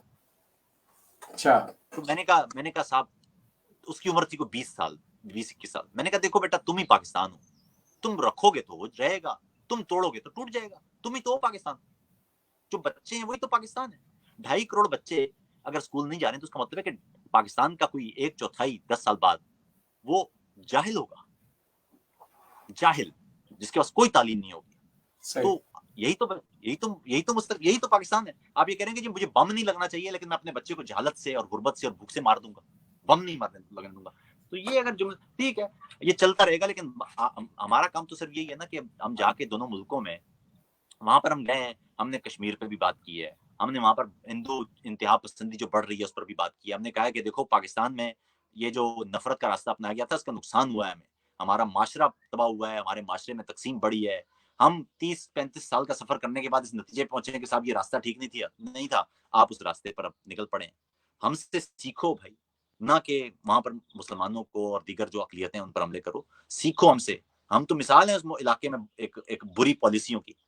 تو بہرحال لیکن یہ ہے کہ وہاں پر جو نفرت کا کاروبار کرنے والے ہیں وہ کہاں ہیں؟ ان کا تو کاروبار ہے یہ، وہ کیسے چاہیں گے کہ کاروبار ختم ہو جائے؟ جی بات۔ ہاں، میں عاطف یہ بات کرنا چاہ رہا تھا کہ ابھی تمہارے ایک نظم ہے ہلا کے رکھ دیا، وہ تم نے تو بہت سارے لوگوں کو ہلا کے رکھا ہے، لیکن کچھ نظم اور کچھ غزل اس وقت سننا چاہیں گے، کیونکہ بہت سارے جو اس وقت فین اس وقت تمہیں بیزی .d یعنی جرمنی سے دیکھ رہے ہیں ہمارے چینل سے، وہ تم سے کچھ اور شاعری کے حوالے سے بھی سننا چاہیں گے. تمہارے اتنے سارے حوالے ہیں کہ مجھے سمجھ میں نہیں آ رہا میں کس پہلو کو لے کے چلوں اور کس کو چھوڑوں. تو کچھ اشعار اگر نظر ہو ان لوگوں کے، بہت لوگ اس وقت تمہیں تمہاری شاعری سننا چاہ رہے ہیں. میں سنتا ہوں کہ پیرانے جبہ و کلاه سارا فساد ایک ہے. پیرانے جبہ و کلاه سارا فساد ایک ہے. سب کا خدا الگ سہی سب کا مفاد ایک ہے. سب کا خدا الگ سہی سب کا مفاد ایک ہے. چاروں طرف ہے مذہبی چاروں طرف ہے نفرتیں، سب کی نماز ایک ہے. سب کا جہاد ایک ہے. طبع شعور و فکر کی زد پر رہا ہے اختیار. طبع شعور و فکر کی زد پر رہا ہے اختیار. صدیوں سے شیخ و شاہ کو ہم سے عناد ایک ہے. صدیوں سے شیخ و شاہ کو ہم سے عناد ایک ہے. اور روشن چراغ ہو یا دل تاباں قلم ہو یا خرد. روشن چراغ ہو یا دل تاباں قلم ہو یا خرد. گردے شب خیال سے ان کا تضاد ایک ہے. گردے شب خیال سے ان کا تضاد ایک ہے. دہشت پسندگان سے وحشت پرستگان تک شرح جنون بیسیوں لیکن مراد ایک ہے. سب کا خدا الگ سہی سب کا مفاد ایک ہے. جناب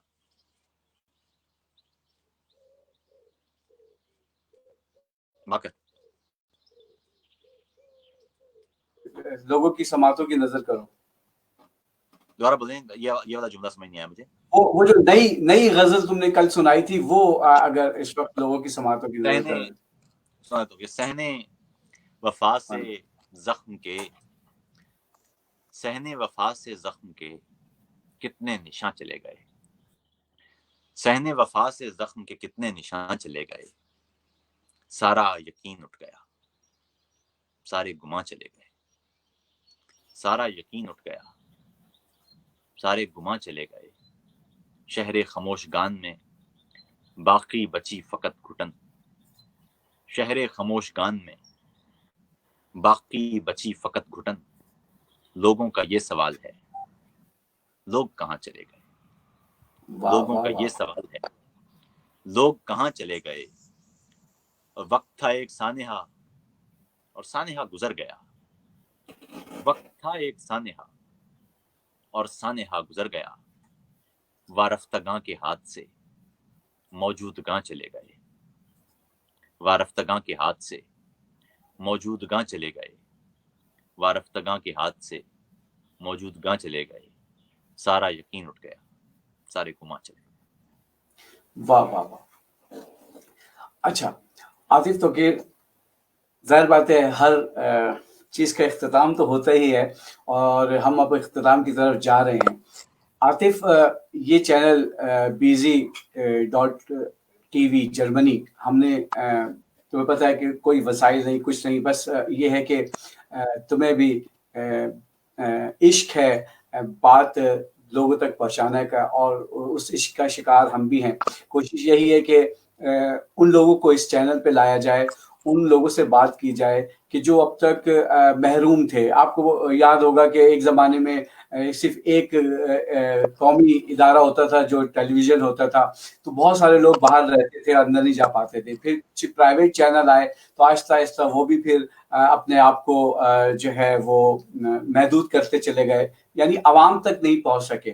تو ہماری اور آپ کی تو ہمیشہ سے یہ سزا رہی ہے کہ ہم عوام تک پہنچیں اور عوام کی بات پہنچائیں. تو یہ BZ.TV جرمنی اسی لیے میں نے بنایا ہے کہ تاکہ لوگوں کو ہم عوام تک پہنچائیں. جیسے کہ آج آپ کا میرا خیال ہے یہ ایکسکلوزیو انٹرویو ہے کہ اس میں بہت ساری پرسنل باتیں ہوئیں اور بہت ساری ایسی باتیں ہوئیں کہ جو لوگوں کو نہیں پتا تھی. تو عاطف، اس چینل کے حوالے سے کیا کہنا چاہو گے جو BZ.TV سے اس وقت پوری دنیا تمہیں دیکھ رہی ہے؟ آپ دیکھیں، میں آپ کو بہت ایک طویل عرصے سے جانتا ہوں. آپ نے صحافت شعبے میں کام کیا ہے، آپ ٹیلی ویژن کے لیے کام کرتے رہے ہیں، آپ ڈاکومنٹریز بناتے رہے ہیں. آپ نے مجھے یاد ہے کہ آپ غالباً یہ 97 98 اور 99 میں آپ ایک اخبار میں ایک پورا جو سٹی پیج ہوتا تھا وہ آپ دیکھا کرتے تھے. جی تو آپ اگر آپ ایک ٹرینڈ آدمی ہیں اور آپ اگر ایک اس انداز کا کوئی ادارہ بہت ایک بہتر ادارہ ہوگا, اور اس کی وجہ یہ ہے کہ آپ ایک ٹرینڈ آدمی ہیں, آپ کو معلوم ہے. دوسرا یہ ہے کہ یہ بھی ضروری ہے کہ متبادل آوازیں آتی رہیں, متبادل طریقے سے آتی رہیں, لوگوں کو راستہ ملتا رہے, لوگوں تک پہنچا جاتا رہے. ایک خاص فلٹر کے ذریعے جب لوگوں تک پہنچتے ہیں تو ظاہر ہے اس میں بہت ساری ملاوٹ ہو جاتی ہے. وہ فلٹر ہٹیں گے اور لوگوں تک سچائی پہنچے گی, اور لوگ پھر یہ طے کریں گے کہ ان کو کون سی سچائی بہتر لگتی ہے اور اس کو وہ اپنائیں گے. تو پھر ہمیں یہ مجموعی طور پر یہ بہتر صورت ہے. مجھے آپ کو میں مبارکباد دیتا ہوں کہ آپ نے ایک عمدہ پروجیکٹ شروع کیا ہے, اور جہاں جی میری ہاں, ضرورت ہوگی میں آپ کو حاضر مہینے سے ہم نے شروع کیا ہے, تو انشاءاللہ تعالیٰ اس میں پروردگار ہمارا بہت ہی خیال بھی رکھے گا ہمارے اوپر, اور ظاہر بات ہے وہی آپ کی راضی آواز بند کو ہوگی پھر. رزاق ہے. عاطف توقیر, فیملی کے حوالے سے بتاؤ کیسی زندگی گزر رہی ہے جرمنی, کیا ہے تمہیں کتنا راس آیا ہے, اور جرمنی میں رہ کے تم کیسا محسوس کر رہے ہو؟ آپ کی باقر آواز بند ہو گئی ہے. کہہ رہا ہوں کہ اب آ رہی ہے باقر آپ میری کی آواز؟ آواز مجھے نہیں آ رہی, مجھے سوال سمجھ نہیں آیا آپ کا کہ آپ نے اب کہا. میری آواز آ رہی ہے عاطف آپ کو؟ اب آ رہی ہے بالکل. جی میں کہہ اب رہا آپ ہوں کہ ہم اور آپ جس سرزمین پہ رہتے ہیں وہ جرمنی کے نام سے یہ ملک پوری دنیا میں مانا بھی جاتا ہے, جانا بھی جاتا ہے. تو یہاں پہ آپ کی فیملی ہے, آپ کا ماشاءاللہ بیٹا ہے, اللہ اس کو زندگی دے, آپ کی خانم کو اللہ میاں زندگی دے. تو عاطف, یہاں کی لائف کیسی محسوس کر رہے ہو؟ جرمنی کے حوالے سے تمہاری کیا رائے ہے؟ یہ ان کی انسانیت, دیکھو میں تمہیں ایک بات بتاؤں, تمہیں پتا ہے کہ میں نے ایک ڈاکومنٹری بنائی تھی, I am first Pakistani director, جس نے ڈاکٹر روتھ فاؤ پہ ڈاکومنٹری بنائی تھی. اور ڈاکٹر روتھ فاؤ جرمن لیڈی تھی, اور اس نے بہت ہی کم عمری میں پاکستان جا کے قیام کیا, اور پھر وہ واپس نہیں آئی, اس کی قبر بھی پاکستان میں بنی. تو جرمنی نے ہمیں بہت کچھ دیا. تو آپ کیا سمجھتے ہیں کہ آپ نے جرمنی کو کیا دیا, اور جرمنی کیسا آپ کو لگتا ہے؟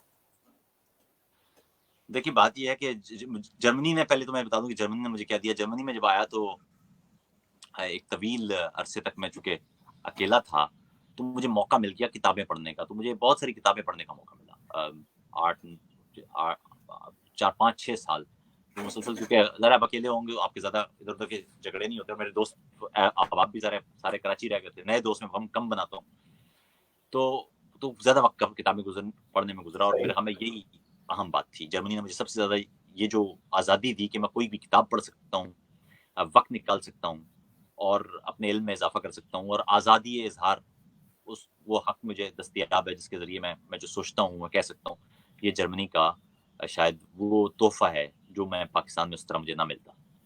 جرمنی کو میں نے کیا دیا, دیکھیے میں نے جرمنی میں تحقیق کے لیے جو کام کیا ہے, اور اب میں جو اپنا پی ایچ ڈی کا مقالہ بھی لکھ رہا ہوں, وہ ذرا وہ جرمنی کے کھاتے میں جائے گا. جو اجتماعی سوچ ہے, یہ شعور ہے, اس میں اضافے کا باعث بنے گا. میں جرمنی میں اپنے ٹیکسز باقاعدگی سے دیتا ہوں, اور جو ریاست شہری سے حقوق طلب کرتی ہے, میں وہ جس طرح پاکستان میں تھا تو پاکستان میں وہ حقوق ادا کر رہا تھا. ہمارے سے لوگ تو اس لیے بھی خطرناک ہوتے ہیں نا کہ ان کے پاس جو کمزوریاں ڈھونڈنے والے ہیں ان کو کمزوری کوئی نہیں مل رہی ہوتی ان کی, کہ ان کی کمزوری کیا کہ اس کو ہم استعمال کر کے ان کو بلیک میل کر سکیں. تو ظاہر ہے میں جب پاکستان میں تھا تھوڑی تنہا ہوتی تھی, تب بھی میں نے اپنا ٹیکس تو ہمیشہ دیا ہے. یہاں پر بھی ویسے ہی کر رہے ہیں. میں کوئی ملینئر تو نہیں. اچھا عاطف, تھوڑا سا ایک سنجیدہ موضوع جو اس وقت چل رہا ہے پوری دنیا میں, اور جہاں چین, ایران اور اٹلی اس کا شکار ہوا, وہاں ہم بھی اس وبا کے اور اس مشکل مرحلے کا شکار ہوئے جو ہم سرزمین جرمنی میں رہتے ہیں. اور ہم نے دیکھا کہ یہاں بلا تفرقہ, بلا کسی مذہب, بلا کسی ملک کے, انہوں نے سب کے ساتھ مساوی اپنا رویہ رکھا ہوا ہے. اور چاہے وہ آسٹرلینڈر ہوں یعنی غیر ملکی ہوں, یا وہ جرمن ہوں, انہوں نے سب کو ویسے ہی سیکیور کیا ہوا ہے جیسے ایک مرغی اپنے بچوں کو لے کے چلتی ہے. اس طرح سے گورنمنٹ آف جرمنی نے ہم سب کو بڑے تحفظات میں رکھا ہوا ہے, اور جو کچھ بھی قدغنیں جو معمولی سی لگائی ہیں وہ بھی ہمارے لیے ہی ہیں. بلکہ یہاں پہ کرفیو کا سامان نہیں ہے, 2 افراد جا سکتے ہیں, لیکن یہاں پہ جو پڑھے لکھے لوگ ہیں اور وہ اس پہ خود ہی عمل کر رہے ہیں. میں نے دیکھا ہے کہ شاپنگ سینٹر وغیرہ کھلے ہیں, لیکن وہاں پہ کم یعنی تعداد لوگوں کی ہے، صرف اپنے کام سے کام لوگ رکھ رہے ہیں. تو عاطف اس کرونا وائرس کے حوالے سے کیا کہو گے؟ آپ نے بہت زبردست لیکچر بھی دیے ہیں، 3-4 آپ کے وائرل بھی ہوئے ہیں. دیکھیں کرونا وائرس نے ایک آ کے انسانی تہذیب کو جوڑ کے رکھ دیا ہے. ہم وہ دنیا بھر میں انڈسٹری میں پیسہ خرچ کر رہے تھے، انفراسٹرکچر میں پیسہ خرچ کر رہے تھے، دفاع میں پیسہ خرچ کر رہے تھے، لیکن ہم دنیا بھر میں صحت اور تعلیم کے شعبوں میں پیسہ کم خرچ کر رہے تھے. اب اس پر آپ جب یہ کرونا وائرس کی وبا ختم ہوگی تو آپ دیکھیں گے کہ دنیا میں وہ تمام ممالک جہاں صحت کے شعبے میں اور تعلیم کے شعبے میں پیسہ زیادہ خرچ ہوتا تھا، وہاں پر اس وبا نے کم نقصان پہنچایا یا کم تباہی پھیلائی. اور جہاں وہ علاقے جہاں تعلیم کے شعبے میں، صحت کے شعبے میں صحیح سرمایہ کاری نہیں کی گئی تھی، کم سرمایہ کاری کی گئی تھی، وہاں اس وائرس نے نقصان پہنچایا. تو میرے خیال میں دوسرا اس وائرس نے دنیا بھر کی انوائرمنٹ کے حوالے سے بھی ہمارے کان چونکا دیے ہیں کہ اب سڑکوں پر جنگلی جانور بھی آپ نظر آ رہے ہیں. اب بطخوں کی تعداد بھی زیادہ بڑھ رہی ہے. تو دنیا بھر میں انسان نے جو تباہی پھیلائی ہے، جس طرح کی فطرت کو نقصان پہنچایا ہے، جس طرح ایکو سسٹم کو تباہ کیا ہے، میرے خیال میں یہ بھی دنیا بھر کے انسانوں کو سوچنا چاہیے کہ وہ فطرت اس کی ماں ہے. فطرت سے پیدا ہونے والے کروڑوں اربوں دیگر جانوروں کی طرح وہ ایک جانور ہے. اس کو کوئی حق نہیں پہنچتا کہ وہ طے کر لے کہ اس دنیا پر صرف وہ رہے گا، باقی تمام جانور یا اسپیشیز ختم ہو جائیں گی. یہ بھی میرے خیال میں ایک دنیا بھر میں انسانوں کو سوچنا پڑے گا اس وبا کے بعد بھی.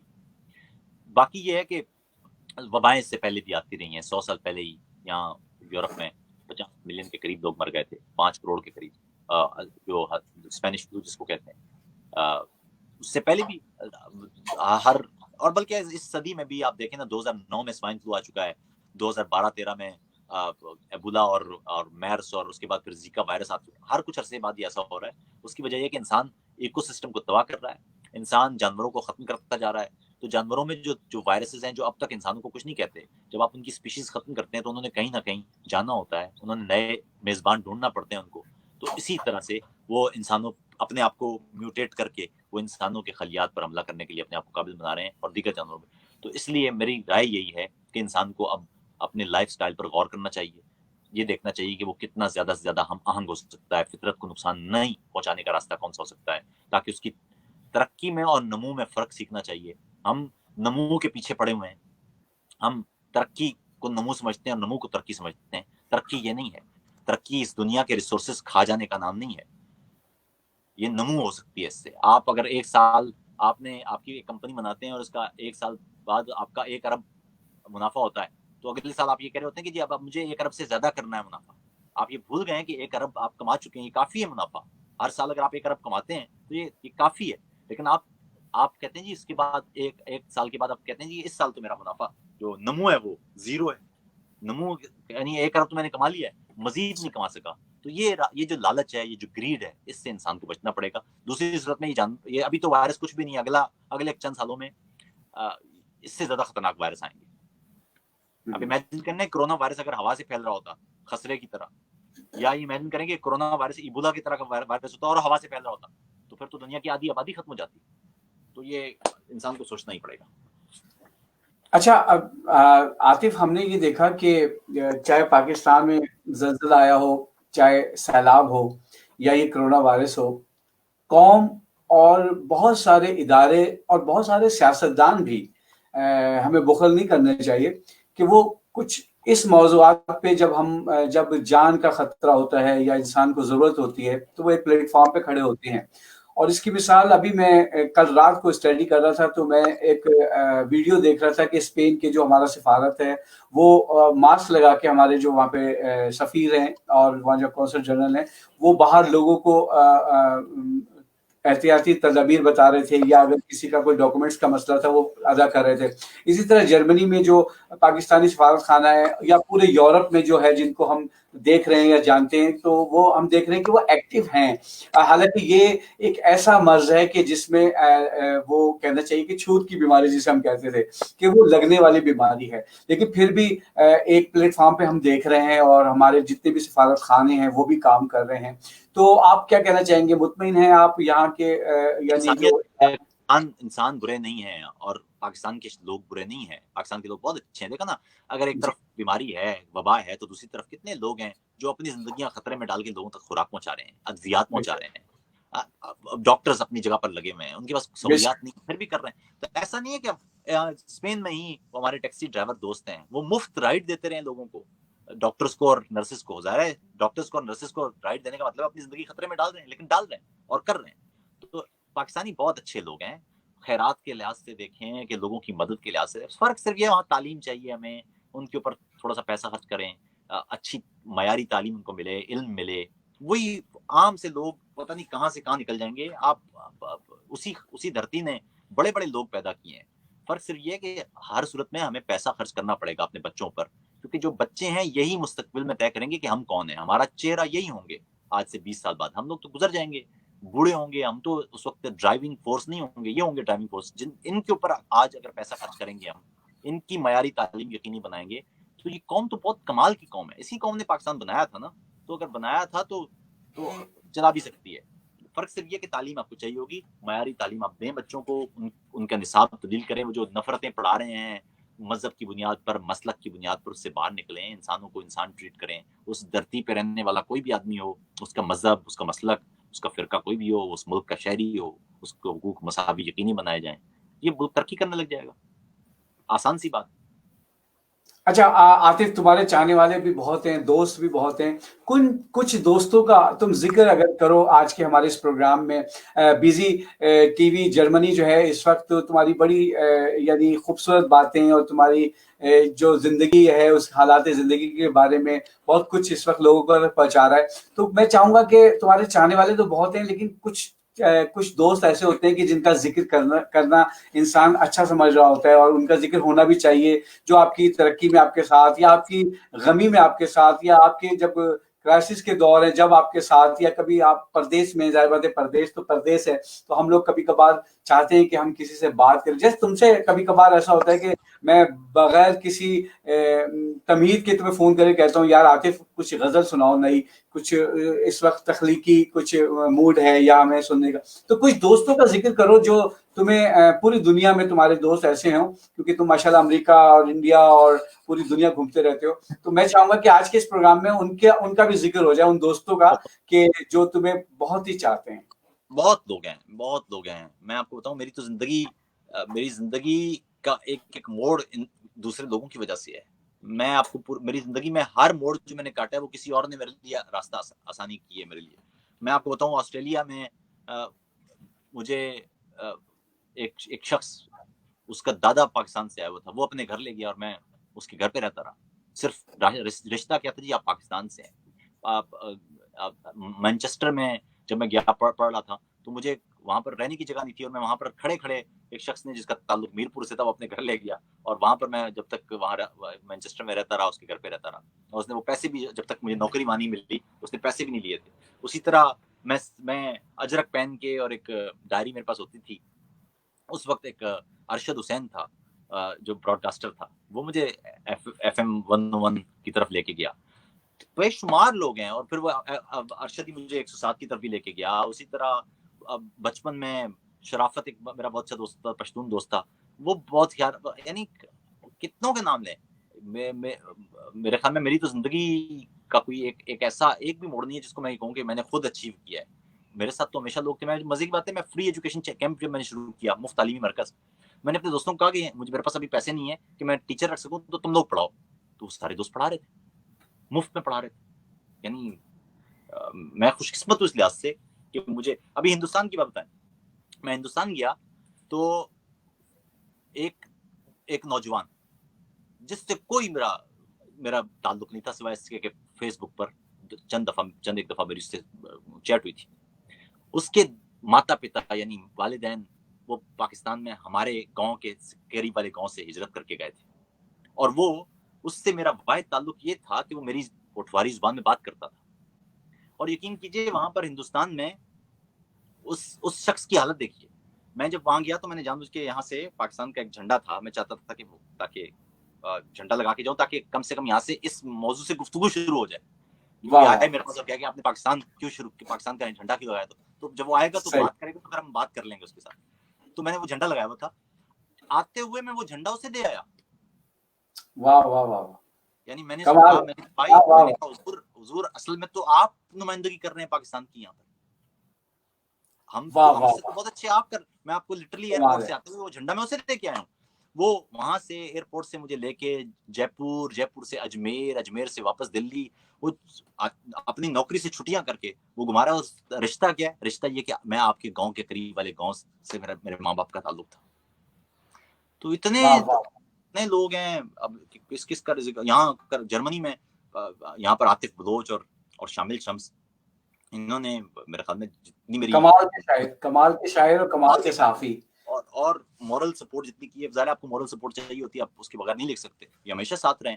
بہت سارے اور بھی لوگ ہیں, مقبول ملک ہوں کہ شمشیر حیدر ہوں, ان سب نے بڑی ایک وہ موٹیویشن لیول اپ رکھا ہے. تو میرے خیال میں میں یہ اب پتہ نہیں کتنے سالوں کے نام رہ گئے ہوں گے, بڑا طویل سفر ہے. درجنوں اچھا عاطف فقیر, ویسے تو کہا جاتا ہے کہ عشق کرنا ہے تو خالق حقیقی سے کرو, بے وفائی ہو بھی جائے تو خفا ہوتا نہیں. لیکن جو شاعری, جو غزل تمہاری کتاب میں ہم نے پڑھی, اور جو پرانی شاعری, اور تمہارا یہ جو زیر لب مسکرانا, میں چاہوں گا آج اس بات کا بھی انکشاف ہو جائے کہ کم سے کم 4-5 تو عشق ہوں گے زندگی میں, یا اگر وہ سچے والے عشق جو تھے وہ اگر تھوڑا سا ان کے بارے میں اشارہ کرو کہ ایک شاعر بغیر عشق کے تو رہ ہی نہیں سکتا. خواتین سے ان کی عمر, آدمیوں سے ان کی تنخواہ, اور شاعروں سے ان کے عشق کی تعداد نہیں پوچھنی چاہیے. کیا بات ہے, کیا بات ہے. یہ تیسرا اضافہ آج ہوا ہے میری نالج میں. میں وہ 2 باتیں تو سمجھتا تھا, لیکن آج تم نے مجھے بڑا اچھا ایک کلیہ بتا دیا. اچھا عاطف توقیر, وقت بہت تیزی سے جا رہا ہے, اور میرے جتنے سوال کرنے تھے بلیو کرو اس میں سے 2% بھی میں نے نہیں کیے. عاطف, بہت ہی ناانصافی ہوگی کہ تمہارے استاد کا ذکر نہ کیا جائے, کیونکہ تم اٹھنا بیٹھنا, جب تمہارے ساتھ میں بیٹھتا ہوں تو تم ہر آدھے گھنٹے کے اندر 2 دفعہ جان ایلیا بھائی کا ذکر ضرور کرتے ہو.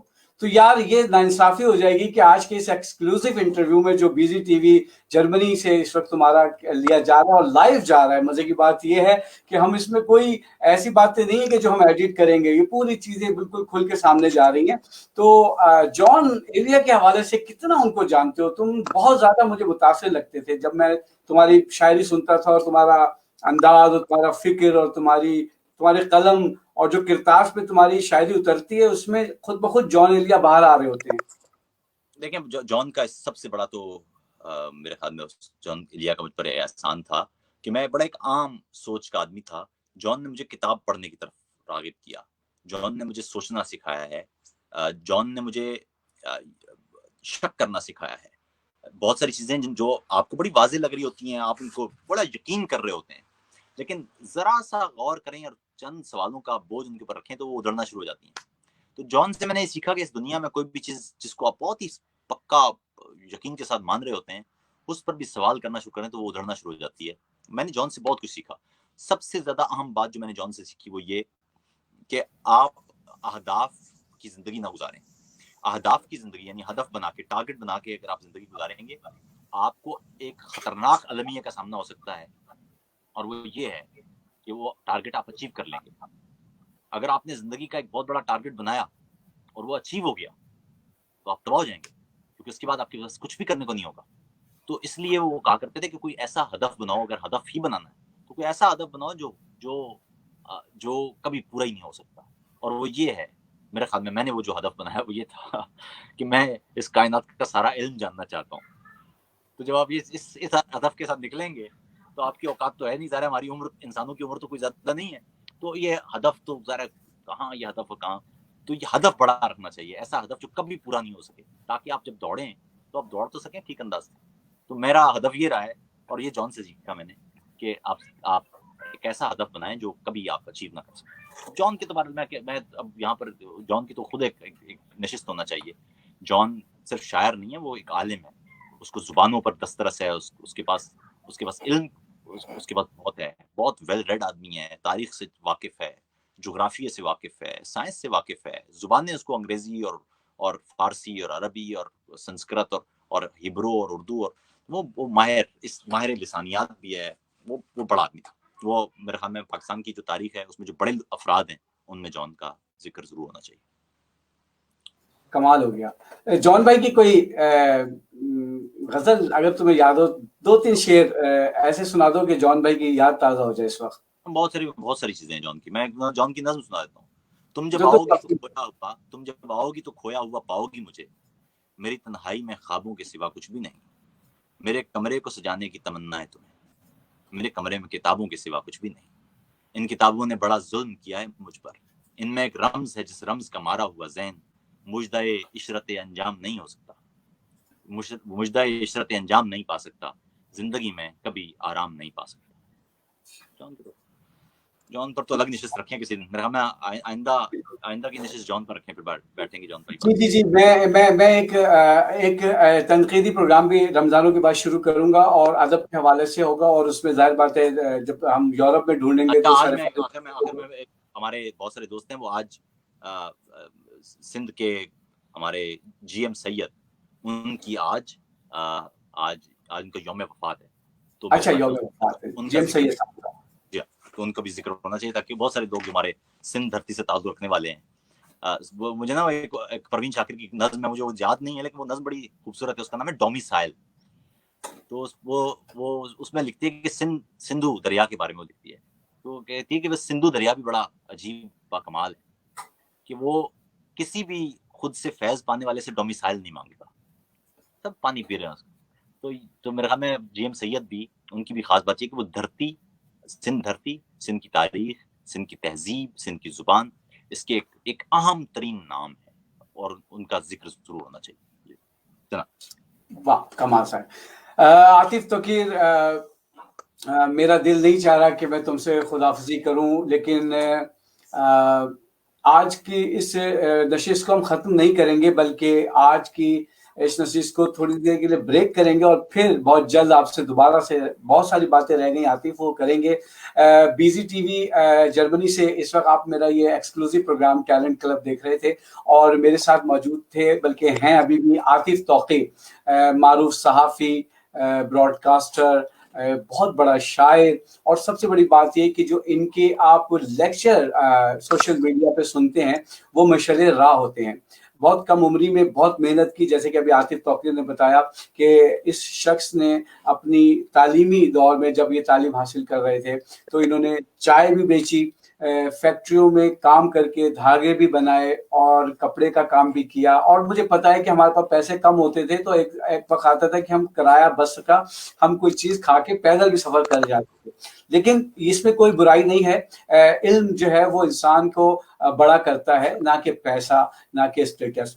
आपको हमारा ये प्रोग्राम कैसा लगा? फेसबुक पे इस वक्त बहुत सारे लोग जो मेरे फैन हैं वो मुझे देख रहे हैं, और मेरे साथ साथ जो आतिफ तौकीर के लाखों में फैन हैं वो भी इस वक्त हमारी फेसबुक आईडी और यूट्यूब से हमारा ये प्रोग्राम देख रहे हैं. अगर आप इस प्रोग्राम के लाइव खत्म होने के बाद भी अगर अपनी कोई राय देना चाहें, आप कोई सवाल करना चाहें, आपको कोई बात अच्छी लगी हो या कोई बात बुरी लगी हो, तो आप जरूर अपने आरा से हमें आगाह कीजिएगा, और ये भी बताइएगा कि नेक्स्ट कभी आप किसी से मिलना चाह रहे हो. तो अब दुनिया बहुत सिमट गई है, दुनिया का चाहे ऑस्ट्रेलिया से लेकर अमेरिका तक कोई भी शहर, कोई भी मुल्क ऐसा नहीं है कि जहां हमारी रसाई ना हो.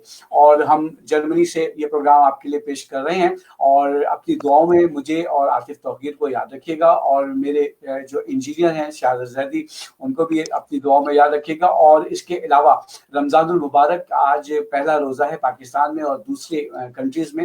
रमज़ान के हवाले से मेरी तरफ से बहुत बहुत आपको मुबारकबाद हो, और खुदा इस महीने को खैर आफियत से हम सब के साथ गुजारे और हम सब खैरियत से रहें. आतिफ तौकीर से चलते चलते मैं आखिरी एक नज़्म या हमद या नात या गज़ल ज़रूर सुनूंगा, लेकिन मैं उससे पहले आपसे इजाज़त चाहूँगा. बाकर जैदी को इजाज़त दीजिए. अपनी आरा से ज़रूर आगाह कीजिएगा और हमें ज़रूर बताइएगा कि बीजी टीवी जर्मनी आपको कैसा लग रहा है. आज रात को पाकिस्तानी वक्त के मुताबिक 11 बजे हम एक और स्पेशल और एक वसी प्रोग्राम लेके आ रहे हैं. वसी इसलिए कह रहा हूँ कि उसका ड्यूरेशन अभी हमें नहीं मालूम है, क्योंकि उसमें تاریخ میں پہلی دفعہ ایسا ہوگا کہ بزم طلبہ جو ریڈیو پاکستان کا ایک پروگرام تھا اور جو آئی تھنک 1960 یا 58 سے شروع ہوا تھا، اور عاطف توقیر بھی اس کے کیا کہتے ہیں ممبر رہ چکے ہیں، اور ہم نے وہیں سے بہت کچھ سیکھا ہے۔ عاطف کچھ یاد ہے اس کی تاریخ، بزم طلبہ کب سے تھا اور کب تک اب تک چل رہا ہے ویسے ابھی بھی؟ 60 سے تھا غالباً، لیکن یاور میری صاحب کے دور سے آئی تھنک یہ شروع ہوا تھا۔ ہاں لیکن یہ ہے کہ بعد میں اس کے نام بہت سارے پڑتے رہے نا، بہت بڑے بڑے نام اور ہزاروں نام ہیں، اور ان ناموں میں سے بہت سارے لوگ آج ہمارے اس پروگرام میں شامل ہوں گے۔ موضوع یہی ہوگا ٹیلنٹ کلب، لیکن ہم پاکستانی 11 بجے ہم اپنی اسکرین پہ بہت سارے مہمان کو رکھیں گے اور ہم سب بزم طلبہ کی یاد تازہ کریں گے، اور میری خواہش ہوگی کہ اس پروگرام میں عاطف توقیر بھی ہمارے ساتھ دے۔ تو ہم اپنے اپنے گھروں میں لوگ ہوں گے، لیکن اب کہ میں نے جیسے کہ کہا کہ دنیا بہت سمٹ گئی ہے، ہم اپنے جرمنی اسٹوڈیو سے سب کو آن لائن لیں گے اور آپ کو بتائیں گے، ان کی یادیں تازہ کریں گے کہ بزم طلبہ میں کیسی کیسی ہم نے وہاں پہ وقت گزارا ہے۔ تو اپنا خیال رکھیے گا، اپنے ارد گرد کے لوگوں کا خیال رکھیے گا۔ باقر زیدی کو اور میری پوری ٹیم کو اجازت دیجیے، جہاں میری آواز سنائی دے رہی ہے اپنا خیال رکھیے گا، اور ہمارے اس چینل کو ضرور آپ اپریشیٹ کیجیے اور ہمیں اپنی رائے دیجیے اور بتائیے کہ ہم مزید کیا کیا کام کر سکتے ہیں۔ عاطف توقیر سے ہم کچھ سنیں گے، مجھے اجازت دیجیے، اللہ نگہبان۔